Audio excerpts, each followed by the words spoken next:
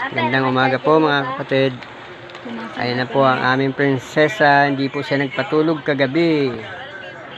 Ayan, buong gabi ho talaga gising. Parang manok. Para daw manok, sabi ni Lolo. Anong loko talaga ni Lolo? Iidlip lang. Sabay didilat uli. Ayan.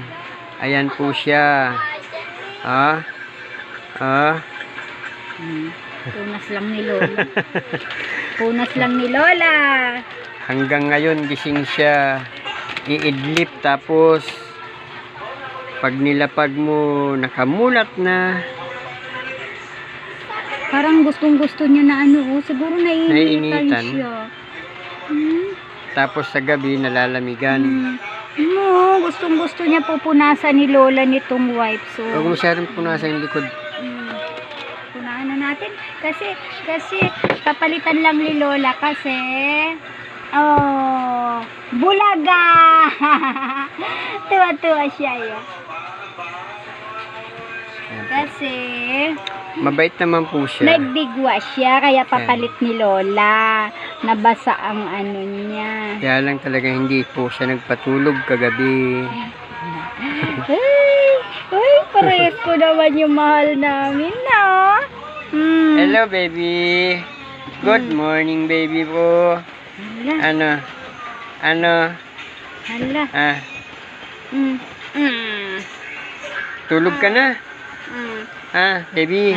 Ayan na, Tulog na pinalitan ang na baby ni namin Lola. ha. Tulog na yan ha. Pinalitan na ni Lola. Ay, ayaw. Tulog, sabi ko tulog eh. Hindi iyak eh. Tulog, sabi ko tulog. Tulog na ha. Tulog na ang bebing yan ha. Ayan, nakikinig siya. Tulog na bebing yan ha. Walang tulog magdamag yan eh. Ayan, tulog na ha. Oo. Tulog na yan. Oo. Kawawa naman yung lolo at saka lola. Yung lolo raw mag-resign na. Lagot ka. Lagot. Oy, ayan na naman lola lola, kunin mo muna to lola. Dali. At hindi pa tapos si lolo.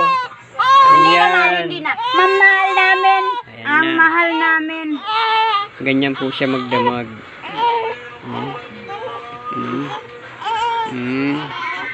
Kaya ang pag-aalaga po talaga ng baby ay kailangan may baong kang napakaraming pasensya Baby at namin. malaking pagtitiis. Kailangan masaya ka. Lolo. Asa ano mang gawin ng iyong apo. Ayan. Kahit ganyan ng apo namin yan. Lab na lab ng lolo at lola yan.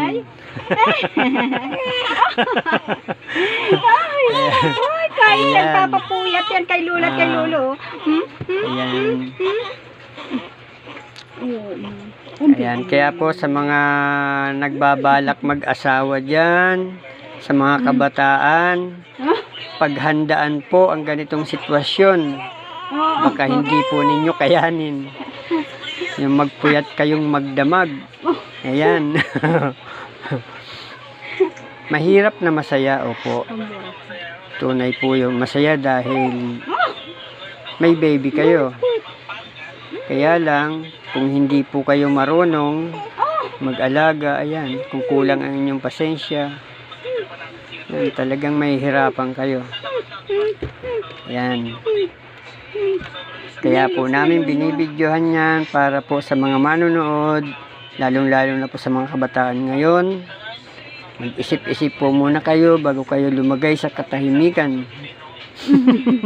Dahil hindi po tahimik ang inyong magiging buhay kapag kayo nagkaanak na. Ayan. Ayan. Thank you po mga kapatid. Thank you po sa inyong mga pagsubaybay. Patuloy po sana niyo kami suportahan ng aking apo. Bye-bye.